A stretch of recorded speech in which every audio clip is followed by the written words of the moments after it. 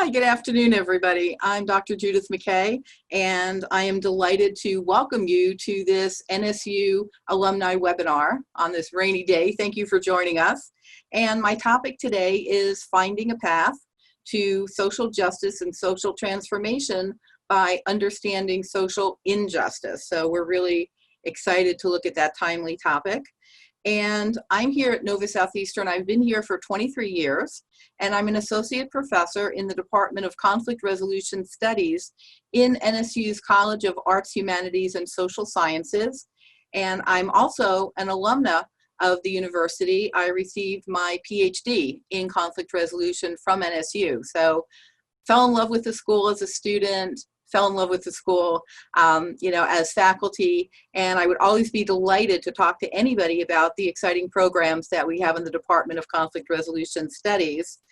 And I think today's topic is so important and so timely, not only because of recent events that have been going on, throughout the United States, but also because it's an issue that's been around for hundreds of years. And so while George Floyd has been the catalyst for some of the recent conversations and protests and events, the reality is that's kind of the tip of the iceberg. There is a lot more behind that. And so I'm really excited about this. And the webinar, I just want you to know, is offered by NSU's Division of Advancement and Community Relations, and it's an important resource for alumni, for supporters, and community members. So please, contact them because they're very eager to reach out to you and to be a support. And there will be a video available, of this presentation on Facebook and on YouTube as a resource, through the NSU Alumni Association. And I'm going to start with a brief presentation, and then we're going to have a question and answer period, and hopefully we'll get into some discussion. And please feel free to type in any questions that you have right into the chat box, and we'll be able to, look at them after my presentation, but feel free to type in them throughout my presentation. And so at this point, I'm going to get started to finding a path to social justice and social transformation by understanding social injustice. And you may wonder why I want to talk about social injustice. And the reason why I do is because sometimes people find talking and understanding what social justice is somewhat difficult, because depending who you are, what community you're from, your ethnic and racial affiliation, you may understand social justice a little bit differently. And so I find that we're not always on the same page. Even with my students, people I train, if I say something like, tell me about social justice, I'm very likely to get answers like, well, it's about fairness. Well, what does fairness mean? And people will describe fairness in different ways. What does equality mean? What does equity mean? And so do we really understand social justice? And I'm not always convinced that we do, or understand it in a way that will further a collaborative approach to social transformation, because we need to transform before we can actually achieve justice. So I want to just spend a moment relating an experiment that was done all the way back in April of 1968. And I remember hearing about it when I was a kid. And Jane Elliott was a third grade teacher in the heartland of the country. And she had been talking to her students about social justice, about issues of racism and things like that. And understand, we're talking 1968. And in fact, Dr. Martin Luther King Jr. had just been assassinated. And so she had a classroom of all white students, and she decided to do an experiment, which was so ahead of her time. So in the experiment, what she does is she comes into class one day and she tells the students that they're going to be separated into two groups, blue-eyed students and brown-eyed students, and students with hazel and green eyes were, divvied out as well into those two groups. And basically for this day, all of the students with one-colored eyes, brown eyes, were going to be seen as the superior students. They're better students, they're quicker students, they're going to get privileges, they get to stay out for recess longer, all kinds of things. And she noted, throughout the day, the blue-eyed students were starting to kind of slump in their seats, and they were feeling rather dejected. And then the next day, She reversed it. The next day, she said, okay, now today, the blue-eyed students are the better students. The brown-eyed students are not the better students. They're kind of slow. They're not quite as good as the blue-eyed students, and the blue-eyed students will get those special privileges, extra time at recess, playing with different toys and things of that nature. And one of the things she then did after the experiment was over, and then at the end of that day that ended, was she debriefed with them and asked them, how did you feel? And the students were very eager to share that when they were in that disadvantaged group, that they didn't feel so good, that they felt like they weren't as smart as they used to be. They weren't as quick as they used to be. They didn't feel special. And she noted that, and noted that the second day of the experiment, those students who had been the disadvantaged group on the first day were actually a bit nicer to the students than the first students had been the day before, because the brown-eyed students had been kind of mean at times to the blue-eyed students the first day, because once they realized, hey, we're the better group, they acted that way. And because the other group, the blue-eyed students, felt that the first day, they were the disadvantaged group, what ended up happening was they felt the second day that they wouldn't be as mean, because they knew what it was like to be mean. So as a result, there was a lot that she learned. She retired around 1986 and has been going around the country since then. She's still alive talking about this. And I bring this up really briefly because I think when you experience social injustice as these children did, it's a lifelong lesson. You understand what people are talking about. And I think many times in our society, and I'm a white person and I understand this very clearly, that at times we don't think about some of the consequences of what our social structure had brought about. And it really takes a lot of reflection at times, a lot of, thoughtfulness, a lot of reading, a lot of listening, a lot of talking to people to begin to understand differently. One of the things that was really interesting is that people, thought in the 1960s with the civil rights legislation that was going to be kind of the end to racism and discrimination, and that it would end injustice on all sorts of levels and throughout the systems. But understand something. People thought that it would also change attitudes and beliefs, but the reality is legislation can always only change behavior. It can legislate behavior, but you cannot legislate how somebody is going to feel about something, how they're going to experience what's going on, and how they're going to translate that and interpret that. And so only, behavior, not attitudes and beliefs, where many people thought it would change attitudes and beliefs. Because also realize that slavery, while we talk about slavery in terms of economics, the reality is economics was also a tip of an iceberg. There was a lot more to it, because in order to justify slavery, you've got to be able to justify, looking at why it is that you are enslaving people. So you've got to begin to think and perpetuate an attitude that somebody is less than. Oh, it's actually good that we have slavery because we're taking care of people who might be unable to take care of themselves. And so there were a lot of, false, so-called truths that were spread around. There were a lot of myths about it. And so as a result, it began to breed, systems based on ignorance, based on, and then anger. And it began to just go throughout our entire system. And so the disappointment of the civil rights era was experienced differently in different communities. In communities of color, it was like, we thought it was going to solve much more than it did. And for many white communities, it was like, well, what else would we need to do now? We gave civil rights, so we should actually everybody should be fine. There shouldn't be any further problems, when of course we know that there certainly are. So what are systems? And I'm just going to talk about systems for about a minute.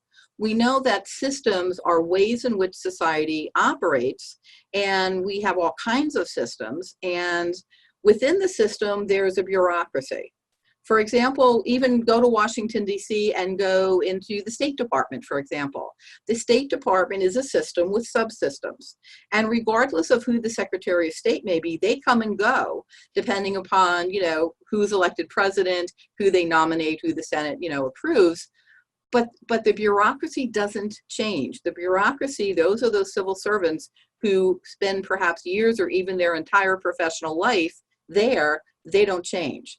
So the bureaucracy goes on, the system goes on, it's perpetuated, and we've got a lot of major systems. And I'm not going to go through all of them. You can see the list.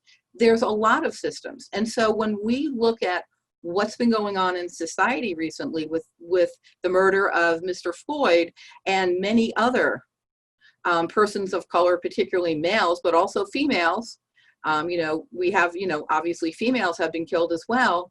But we know that while law enforcement has been a local focal point, it is not the entire situation. The entire situation is all of the systems together and how they interact. It's not simply law enforcement. If laws were passed immediately stopping chokeholds, stopping all sorts of behaviors of law enforcement, would that solve the whole problem? No, it wouldn't. It wouldn't, because it's part of it, but it is not, all of it. So let's look at kind of 6 degrees of injustice, so to speak, kind of like 6 degrees of Kevin Bacon. Everything touches upon everything else. If you think of a Rubik's Cube, what happens when you turn the cube around and the different sides touch upon each other? So we see problems with education. We see inadequate education in a lot of communities of color. What happens when you have inadequate education? It's going to impact your jobs. It's going to impact even whether you go on for further education.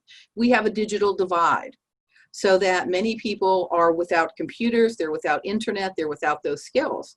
So even now during this pandemic, it's very hard for some families, parents, to assist their children, because the children may know more about the computer than they do, because they normally don't have a computer. I know here in South Florida, the school districts gave out hundreds of thousands of laptops, so children could study online, and a number of service providers, donated months of free service, so that families, wouldn't be without. And then of course we have the healthcare divide and the healthcare issue. And we know that then go on further, then with healthcare, we have COVID-19. We know that it's impacted, more people of color, statistically than others. And so it goes on and on and on. And we tend to distance ourselves from the system, because we kind of think, here we are, and the system is over there. And the system is what's doing bad things to people, not us. But we need to understand the system is made up of people. Just like any organization is made up of people, and we're all part of the people. There was, I saw a film clip the other day of an African-American man. Well, he wasn't American because he was in England, but a British black man had rescued a white man from, a disturbance that was going on in the streets. There were different protests and counter-protests, and he actually carried him away. And a reporter put a microphone to him and said, he's actually, the white man you're carrying was opposing what you were demonstrating for. And this very eloquent, wonderful man said, it's really not a black and white issue. It's really an issue of everybody versus racism. That we've really got to begin to understand that we are together, that we have wonderful and beautiful differences, but we've got to start seeing each other as equals. And so we need to start realizing we are the system. We cannot take that away. So what about social transformation? Well, we need social transformation, because without transformation, we're not going to have social justice. Because understand the notion of transformation. A transformation is not really the same as just a change. People tend to lump them two together, but they're really not. Because when you think of social transformation or any transformation, transformation is a change that you cannot go back from. You cannot go back from. So when you have been transformed, you have been uniquely changed for now and the future. It's like you could wake up on New Year's Day and say, oh, I'm making a New Year's resolution that I'm going to lose weight, for example. and for 10 days you're really good at losing that weight, and you're not eating the cakes and the candies and drinking the fancy cocktails that you might want. But then after 10, 12 days, you get a little bored, you eat a piece of cake, you go out to a party, you do different things, and before you know it, you're back to your old eating habits. So was that a transformation? No. You tried to initiate and at some point did briefly initiate a change, but it was not a transformative change. It's not the same as somebody who comes to a realization after much thought, contemplation, discussion, maybe reading books, listening to webinars, doing all sorts of things, and coming to a realization that I never really fully understood the problem before. I didn't quite get it, but now I do. And I can never look at the situation the same ever again, because I can't go back and unlearn the revelation that I just went through. It's the same as people who are raised in overtly racist environments, and they may come to a point, perhaps when they're adults, of realizing an epiphany, if you will, that what their parents or families told them was wrong. And they come to a realization that people are equal and should be equal. And that is a transformative moment for them. They cannot go back from that. They're not going to wake up the next day and go, whoop, I'm back to being racist. Not with a true transformation. I posit that society needs a social transformation. We need to understand the depth of the problems, the causes of the problems, that they go back centuries. We need to understand that everybody is a part of it.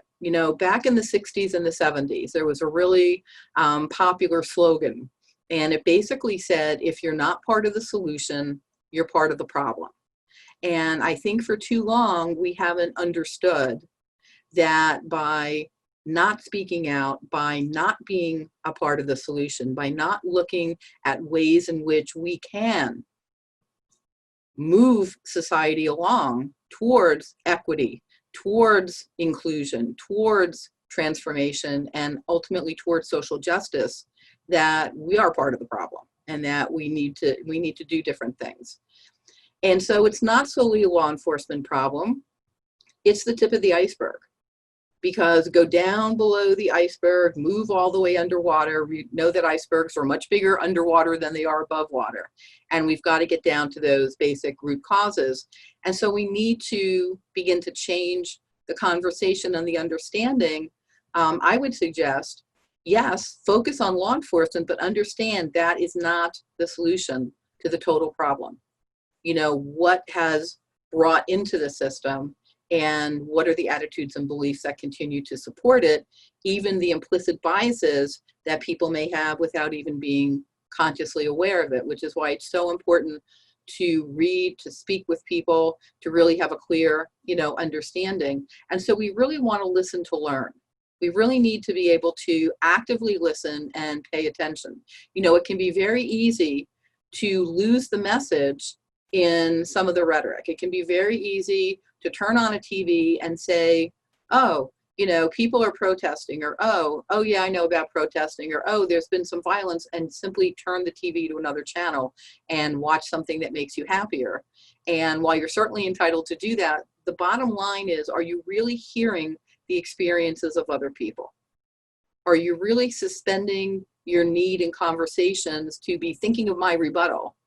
I used to be a trial attorney years ago, and so in court, you're always listening to what the witness is saying, but then also having to think of your next question or think of your rebuttal if you're on cross-examination. So you're always having to kind of bifurcate how you're thinking. But in active listening, we don't do that. We totally focus on what the person is saying, and we clarify, so correct me if I'm wrong, but this is what I'm hearing because I really want to understand.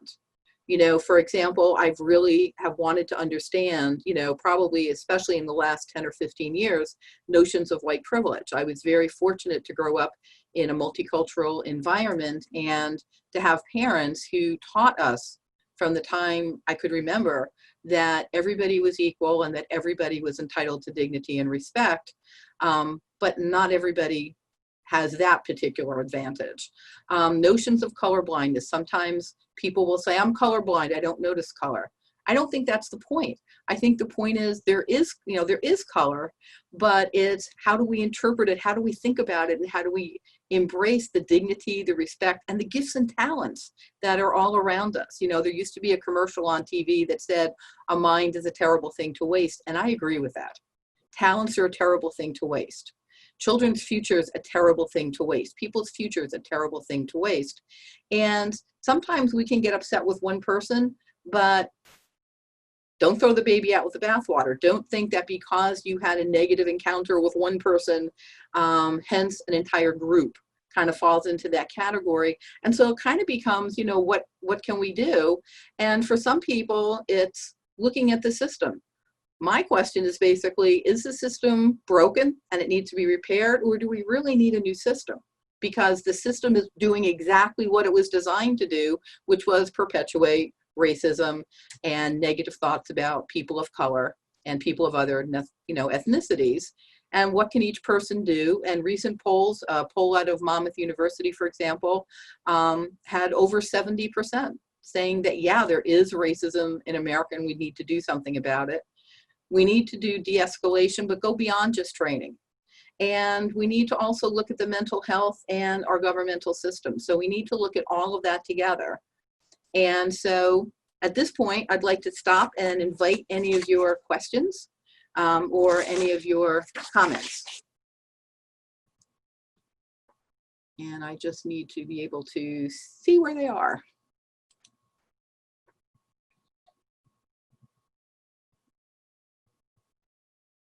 So let me see if there's any Q&As. Okay, so here's a great question. For those of us that can't participate in the protests for health reasons, and I totally understand that, what can we do to contribute to the social change so needed in our country right now? I think that's a fabulous question. And I would suggest, what are the areas that you have a network in, that you have connections with? You know, one old expression, work your turf. Are there ways in which you can reach out to people and start conversations? And nowadays with Zoom and other, you know, online modalities, we can have virtual conversations with all sorts of people at all sorts of times. And so I would say, reach out, talk with people. If some people are saying really negative things about people of color or people of other ethnicities, say something about it. You don't need to start an argument or a fight about it, but just say, I'm not comfortable with that because that's not what I believe. I would love to hear more about what you believe, and I would really like to share with you what I believe. And so I think you've got lots of opportunities to do that. For some people, if you're great at letter writing, get on that email and send out some emails. Pay attention to what's happening on your local scene, I would recommend. Are there legislative matters that are going on? How is your local community or county dealing with some of these issues? Especially, you know, issues having to do with social change, and become part of the conversation. Become part of the conversation. I think too frequently we sit back and again, we assume somehow somebody's going to take care of that. That's not for me to take care of. Another really great question, how do you recommend that we respond to family members that might be saying and reacting with racist comments and thoughts? Basically, as I just said, I would speak up. I would say, you know, I'm not comfortable with this conversation because I don't agree with it. And here's what I think. And again, you don't have to start an argument. It doesn't have to be a big fight. You can be very calm. You know, basic guidelines would be don't name call, but also don't accept name calling. Don't accept derogative terms, not only just not aimed at you, but also aimed at anybody else, and particularly, you know, people of color, and be able to say, that's not true. Be able to correct some of the myths, because sometimes, you know, when people have those attitudes and those beliefs, they stem from a very long time ago when they were growing up. And sometimes we just don't challenge that. We don't stop to challenge it. give them some things to read. You know, I could, if you get in touch with me, I could recommend a lot of books and articles, from D'Angelo's, you know, White Fragility, to Kendi's Stamped from the Beginning and How to Be an Anti-Racist. I mean, there's an awful lot of literature out there that people can look at if they really want to start a conversation. There are some great blogs out there and some great websites. Let's see, in your opinion, would the idea of defunding law enforcement give resolution to the conflict of racial profiling or abuse of power? And to that, I would say no, because as I said earlier, it goes much deeper. It's very across the board systems. It's what's behind that. You know, what's behind some of those, you know, notions, and we need to get to the bottom of it. Because, you know, of interest, if you look at some of the accused abuses of power, and not only the more recent ones, but if you look across them, and I've looked at a lot of them, one of the things you'll find is that not all the police officers, for example, who have acted abusively have been white. Because you have the whole notion of culture. You have a law enforcement culture, but that's supported by many other cultures and many other beliefs that come into play. And so I think we need to not so much think of it as a defunding, but one of the things I would consider is, are we spending enough money on mental health? Are we spending enough money on education? Are we spending enough money on healthcare? Because I also think at times law enforcement officers are trained to do certain things and they're not really trained to do others. And being mental health counselors is one of those things they're not really trained for. I can tell you that I'm a crisis intervention team trainer here in Broward County for law enforcement agencies, teaching them de-escalation. And teaching them crisis communication, different ways to communicate with people, not only in crisis, but people also who are experiencing a mental health, you know, crisis. So I do one part of it. It's a whole week-long training. I just do a small part of it. And so I would say better funding, especially for mental health, because I think we all need to learn more about mental health, and law enforcement in particular, because in essence, they're oftentimes showing up on the worst day of somebody's life. And when there are mental health issues, they may be hard to determine and hard to deal with.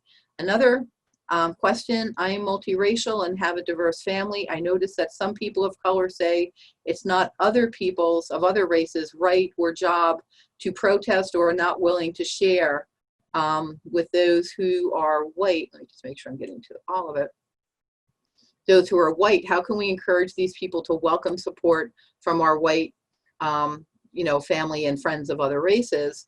And I think that's a really great comment. And I think no matter what, you know, you're trying to do in social justice and social transformation, we need allies and we need everybody on board, all hands on deck, so to speak. And so I think one of the things that has made the most recent protests so meaningful for me, for example, and also it's been expressed by my friends of color, is the fact that the crowds are so diverse.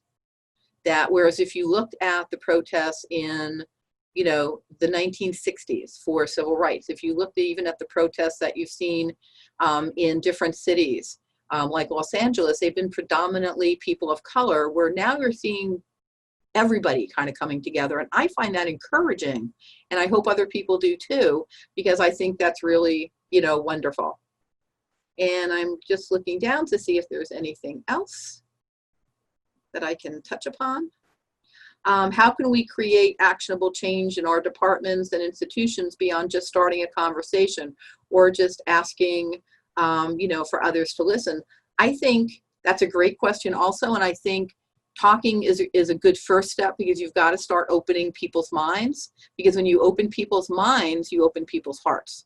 And when people hear more stories, and they begin to hear the lived experiences of people who have been oppressed, people who have not been advantaged, and in fact have been grossly disadvantaged by the system, I think that's very powerful. But then it becomes, what do we need to do different? And so in our departments, in our institutions, what should we do different? You know, what are things that have been problematic, and can we talk about them? Because if you start the conversation and then you move into actionable steps, people are more likely to be willing to be a participant in the action, in the change. They're more willing to be change agents if we've been talking and they're feeling comfortable. People are oftentimes very uncomfortable. How would you suggest incorporating these conversations in the workplace? You can have almost like lunch and learns. You can have times when people come together and you start conversations. And it could be something that people, you know, when people do things over food, I find people kind of loosen up a little bit. And it all depends on who's doing some of the talking and are they able to handle a difficult conversation. And there's also a couple of great books out there I could recommend on how to have difficult conversations. Let's see. So thank you for what you taught me in the PhD program. How can we approach systemic racism being a barrier for Blacks in all areas like jobs, job levels and things like that? And I think it is a barrier, and it has been a barrier, you know, for jobs, you know, which is why I put jobs and education and everything, you know, all together. And again, I think we need to talk. And then we need to start saying, we need to have not only diversity in the workplace, but also inclusion in the workplace and equity in the workplace. Because there are many organizations that will tout, we're diverse, you know, we invite diversity. Yeah, but do you invite inclusion? Once you get a diverse workforce, what do you do with them? Are people of color and women being invited to the table? Are they being invited to go into projects and work with people and have mentors that will enable them to have an upward trajectory of their career? And too often the answer is no. They hire diversity, but then don't do anything with that diversity. So I think that's really important. Could you speak a bit about homophobia and transphobia and how it relates to notions of social change? I think it absolutely is part of social change. And I applaud the Supreme Court, you know, decision that basically has indicated that, you know, you cannot discriminate in the workplace based on sexual orientation, you know, and I think that's such, you know, a powerful, you know, statement by the Supreme Court. And some people were very surprised because some of the very conservative justices actually, you know, voted for that. And so I was very heartened by that, because I think it's important, because if you want equity, if you want inclusion, if you want diversity, that involves a lot of things. It also involves people with disabilities. You know, it involves, you know, people with, you know, sexual orientation and gender. It involves people of color. It involves so many different things, and it's not just limited to one area. Because, you know something, it's like they say, you're only as strong as your weakest link. And if the weak part of our society has been inequality, then, you know, if some people are not equal, I don't see how anybody's equal, because we really can't be. I have a problem with a racist coworker. What can I do? That's a little bit complicated, but I would be very happy to chat with you about it, you know, off of the site. But basically, one of the things would be if you feel comfortable talking to that person or talking to your supervisor. Or you may have somebody in HR in terms of, and be very specific in terms of what exactly is the demonstration of that racism. Because again, when you say racism, not everybody thinks the same thing. And then, do you think we can create a nationwide systemic changes by starting with changes within small systems that we occupy, like family, friends, and colleagues, or do we need to start at a higher level? You know something, I think it is perfectly fine to start on a smaller level and then work ourselves up, or simultaneously start on a small level, a local level. It's kind of work your turf. Because remember Margaret Mead, you know, about never thinking that a small group of people cannot make a change because that's the only way changes have ever come about. Remember years ago, a woman lost her child to a drunk driver, and she started MAD, Mothers Against Drunk Driving. MAD was specifically responsible for virtually all the DUI laws that we have in the United States.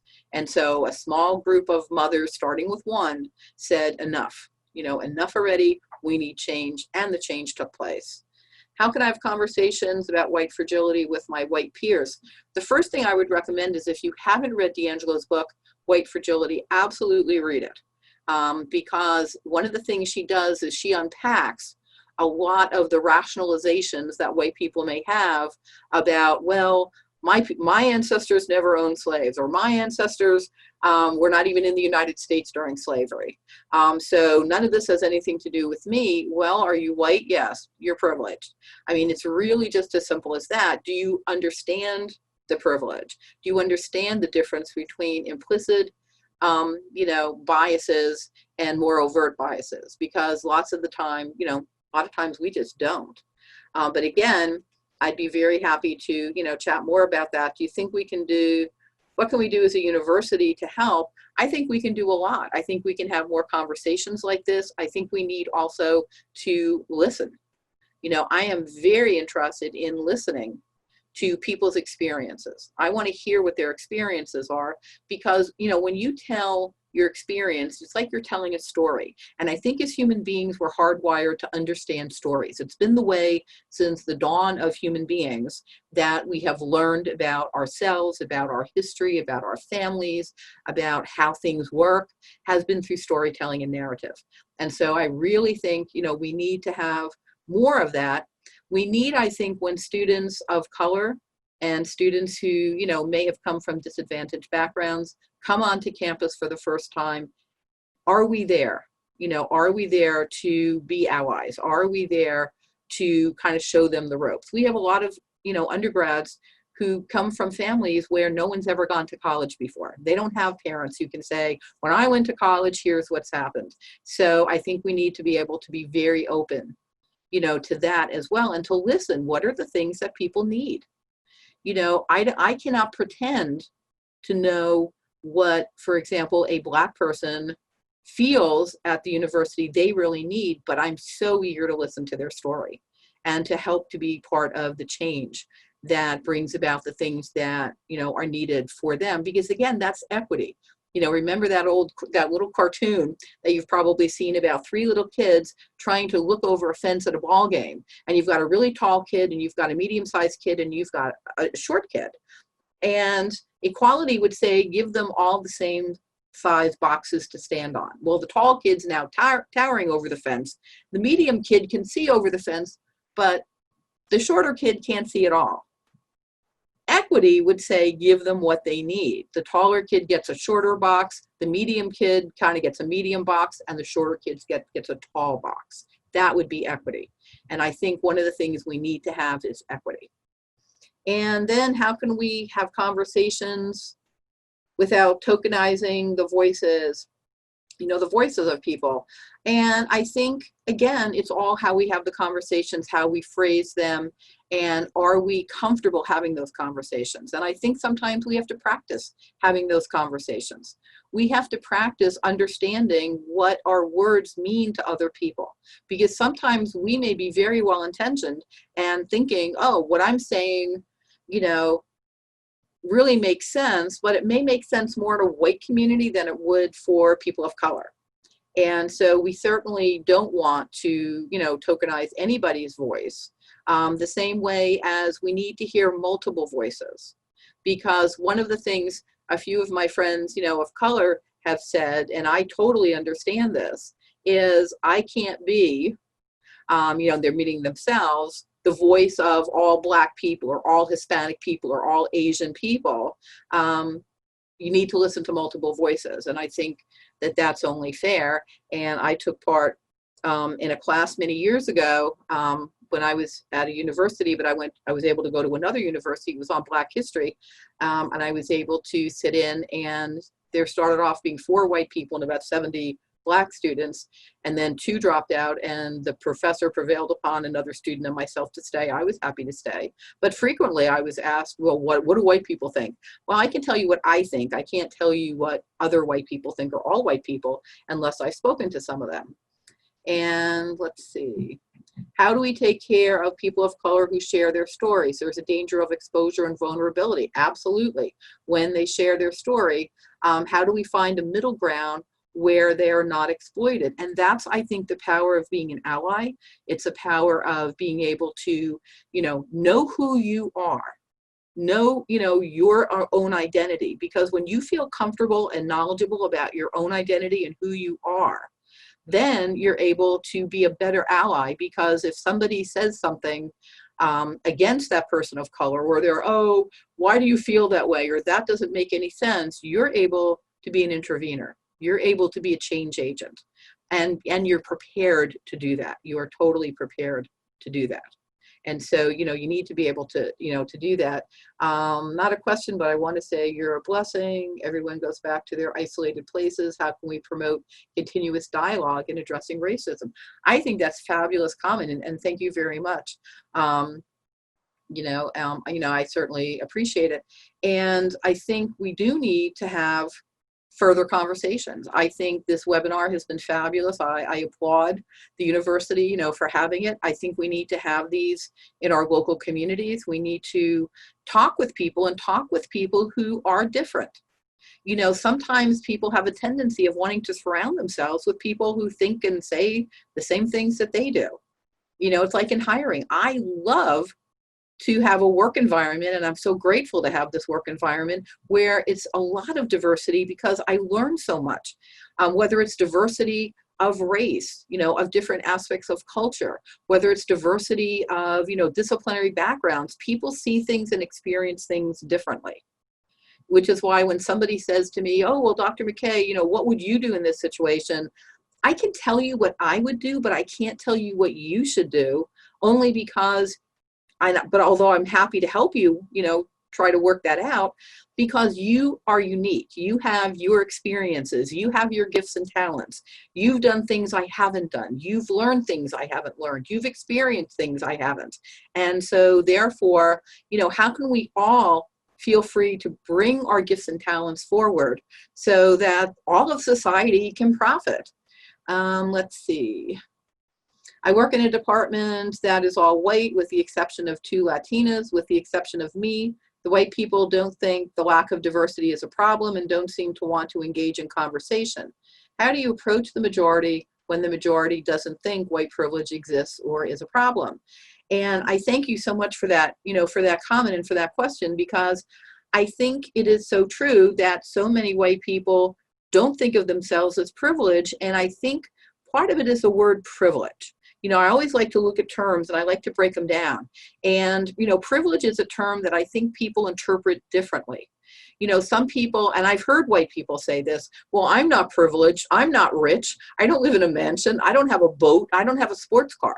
They're looking at privilege in a very different way. They're seeing privilege as, a strictly economic benefit, and they're seeing privilege as meaning you're really rich.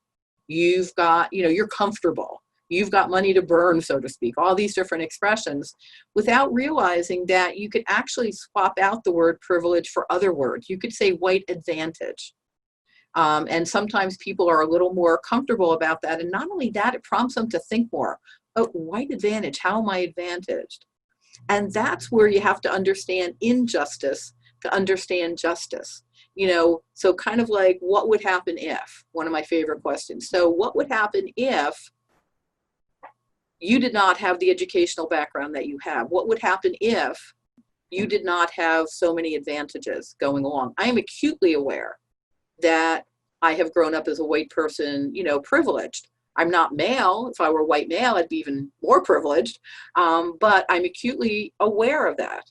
And because of that, it has prompted me to realize, from years ago, that some people don't have those advantages, and that's not fair. When I was in undergraduate school many, many decades ago, I volunteered with our Campus Life Society so that I actually did tutoring in inner city schools. And it was clear to me, I looked at their school books and they were like 20 years old. How can you learn?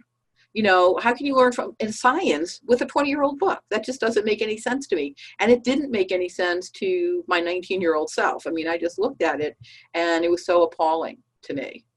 And so I really do think they should be approached. And I think one way to approach it, maybe not necessarily by you, but again, this is where allies are so helpful. Maybe and I don't know what your supervisor would think, but maybe even having some sort of little dialogue and bringing somebody in from another part of the university, or another part of, if it's not a university, another part of, the organization, to be able to say, let's talk about this. you know, years ago when I was practicing law, one of the types of cases I did was I did a lot of intimate partner violence, also called domestic violence. And one of the things I used to say to some of the male attorneys and to male paralegals is, it is so important for you to make your voices known.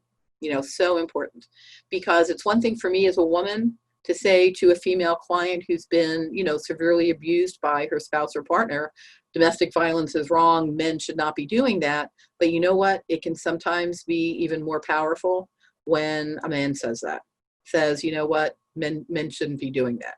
Real men don't need to be doing that. And so I really think that, you know, having a discussion that involves, you know, white allies would probably be very helpful and, you know, prompt perhaps some thought. Anyway, I don't see any other questions. So if I can be helpful in any way, I would be delighted to. Again, I'm from the Department of Conflict Resolution Studies. And so having difficult conversations is something that we're accustomed to doing. Okay? And one of the things I would like to do again is thank you. It's kind of like the airlines. I know you had a choice, and I'm very delighted that you flew with me this afternoon. Thank you so much.